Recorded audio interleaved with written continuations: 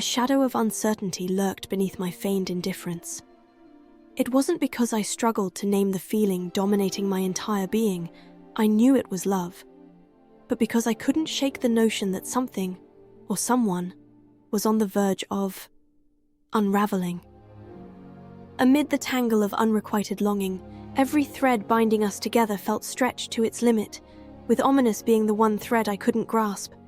He seemed more distant than usual, brooding, carrying hints of that version of himself that sometimes still haunted me, but only if I looked closely enough. During the easy school hours, when everything seemed under someone else's control, our group held together, each of us clinging quietly to something familiar for our own reasons. But with every passing day, I felt myself fading into the background, moving in silent circles around my friends, orbiting aimlessly with Sebastian at the center as the sun. Yet beneath the fragile surface of my existence, something stirred. A growling, silent urge to regain control. It nudged me, pushed me, followed me to class, and haunted me in my sleep. The question of whether I should tell him. Should I risk it? Should I jeopardize the connection Ominous and I had tended so carefully? Something unlike anything I'd shared with anyone else? I was kicking against a wall, clawing for stability, but all I found was yearning, gnawing at my insides. Telling him would soothe the ache. I knew it would. Perhaps that's why I kept my mouth shut. I could bear it, at least for a little longer. As Halloween approached, I began to doubt whether a simple package of ginger tea wrapped in frilly paper would meet Ominous expectations for a birthday gift. The need to do something special for him, to be the cause of his smile, became impossible to ignore. But my options were frustratingly limited to pleasantries that didn't necessarily require sight, which of course complicated everything. In the end, it was Poppy who came to my rescue. It was a quiet Wednesday afternoon. A frigid wind swept over the nearly deserted forecourt as Poppy and I hurried toward the gamekeeper's hut. The wet grass brushed against my ankles, making me shiver, but I smiled when we reached the pen of Puffskeins, instantly spotting Gerald's orange coat amid the bouncing blur of fur balls. Poppy opened the gate and let out a soft laugh as we were greeted with a chorus of cheerful squeaks. We didn't talk at first, letting the sounds of the fluffy creatures fill the air, occasionally interrupted by the distant thuds of Imelda's quaffle. I'm really looking forward to the Halloween feast, Poppy said suddenly, tossing breadcrumbs with practiced ease. It's a special event, you know. Every year the house elves outdo themselves with themed dishes. My stomach tightened. Halloween. I only had 2 days to come up with an alternative birthday gift. Something meaningful, significant, and personal. That sounds nice, I replied absently, trying to claw my way out of my haze. You know, Poppy continued, glancing at me with a twinkle in her eyes. I've got a feeling Professor Halloween is finally going to introduce unicorns. She keeps dropping hints, don't you think? I mumbled. I blinked twice, trying to focus, but the fog in my mind only thickened. I sensed Poppy shifting beside me, her curiosity buzzing as she searched for words to satisfy her unusual need for small talk. Before I could respond, she blew out a dramatic sigh. Yes, you're right, she said lightly. Unicorns aren't nearly as interesting as spending all your time with a rare serpent, one with stormy eyes and chiseled cheekbones. The force of 100 summoning charms couldn't have yanked me back to reality faster. Heat flooded my cheeks as I turned to gape at her. She who wore a grin rivaling Sebastian at his smuggest. She chuckled softly, placing a hand on my shoulder and pausing, as if giving me time to react. What did you say? I stammered. The question only meant to buy time. Poppy knew. You look almost as wide-eyed as Gerald when he begs for crumbs, she teased, her eyes narrowing in delight as she withdrew her hand. Settling into a more comfortable position, she brushed her knees against the pebbled ground. I'm sorry, she said, though the sparkle in her eyes suggested otherwise. But it's funny you thought no one would notice the way you look at our pretty blind boy. Her gaze pinned me in place, unyielding, waiting for me to crumble. My thoughts scrambled and I tore my eyes from hers, only to meet Gerald's even bigger, curious ones. Am I wrong? Poppy asked gently. Or was he the one on your mind just now? A faint squeak escaped her lips in response to Roland's, who burrowed into her lap, his enormous eyes fixed on me as though demanding an answer too. 1-0 for Poppy, I muttered, feeling the heat on my cheeks creep up to my ears. Fixing my gaze on the white dots on my fingernails, I exhaled, watching my breath swirl in front of my nose. Poppy handed me a brush. Roland's fur is a mess, she said with a sly smile.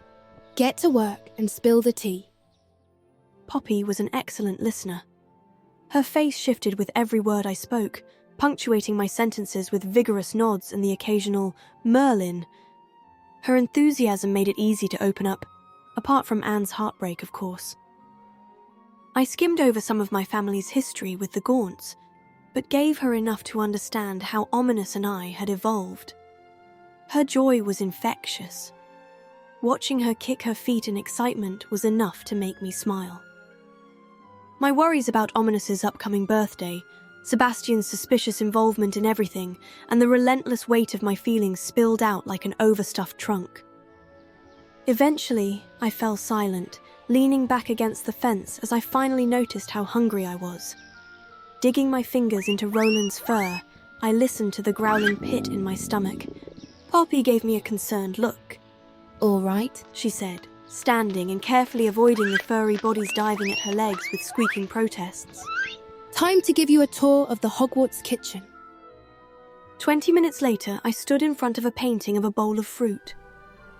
Wow, Poppy said, polishing off her third piece of treacle tart. I have to admit, it's pretty impressive how deeply you've gotten involved after barely 2 months. Yeah, I tend to do that, I muttered miserably, taking a long gulp of pumpkin juice to fill what was left of the aching emptiness in my stomach. With what seemed like the greatest joy, the Hogwarts house elves had scraped together every bit of ready-made food they could find, presenting us with a feast that could have competed with the opening ceremony's menu. Since I have absolutely zero experience with romantic relationships, I wouldn't recommend relying on my advice, Poppy said, leaning back with a wry grin. But I think I can help you with your little gesture for Ominous's birthday. Before I could respond, she rose from the table, motioning for me to stay put. Wait here, she added, already hurrying toward the kitchen door. A few minutes later, Poppy returned and dropped back onto the bench, her hands cupped around something waiting to be revealed. Slowly, with a glint of drama in her eyes, she lifted her top hand like she was opening a pearl shell. Here, she whispered, gazing down at her treasure. It looked like a round piece of glass, except it bore a greenish sheen, reflecting the faint kitchen light in a shifting rainbow. It's beautiful, Poppy, I said softly, admiring how the object seemed to change colour depending on the angle, a detail that would remain hidden from Ominous's perception. What is it? It's a scale from a mermaid's tail, she replied as though she'd anticipated my worry. Gently, she placed it in my palm and ran a finger across the surface. Touch it. I mirrored her motion, and instantly, a smile tugged at my lips. It felt as though the scale had never left the creature it belonged to, as though it was still tethered to the mermaid by an invisible thread. Its surface was soft, almost moist, tingling like the finest silk. The edges, in contrast, were rough and sharp, daring me to press harder and risk a cut. Everything about the scale was deceptive. It appeared delicate and fragile, yet I knew it would likely take a metal club to break it. The shimmering gleam on its surface wasn't merely beauty, but an illusion, capturing the light and bending it to its will. Even the texture felt as though it had just emerged from water, though any liquid would simply bead off, exposed as a poor imitation of the scale's true home. Do you think Ominous will like it? Poppy's eyes stayed fixed on the scale, watching my fingers explore every edge and dip. A breathless laugh escaped me, quickly turning into a sigh of relief. Poppy, it's perfect! I breathed, heart leaping. How on earth did you get this? She leaned in, lowering her voice conspiratorially. With a quick glance to make sure the house elves were out of earshot, she whispered, Keep this between us. Halfway through 3rd year, I figured out how to contact the merpeople in the Black Lake. Did you know there's a cave near the boathouse? You have to dive a few feet to find it. When they surface, they go there, away from prying eyes. My mouth dropped open, but she went on, clearly enjoying my stunned silence. Last year, a few weeks before summer break, I went into the cave. The floor is covered with scales. I simply asked if I could take a few of the ones they'd shed. She beamed, her pride glowing like the scale itself. I looked at her, really looked at her, and imagined that moment. Poppy, alone in the dark, summoning all her courage to approach those formidable, unpredictable creatures, armed with nothing but her love and awe for them. She had faced a world most would fear, not out of recklessness, not for glory, but out of a deep, pure reverence for its beauty. Then a thought struck me. Poppy and Ominous shared something profound, a passion for the beauty hidden in darkness. My heart tugged. "Poppy, you're incredible," I marveled, shaking my head at the scale, the perfect gift for Ominous. "I can't believe you'd give me something so valuable. Don't you want to keep it?" "Don't worry," she said with a wave, like diving into a merpeople cave was just another Tuesday.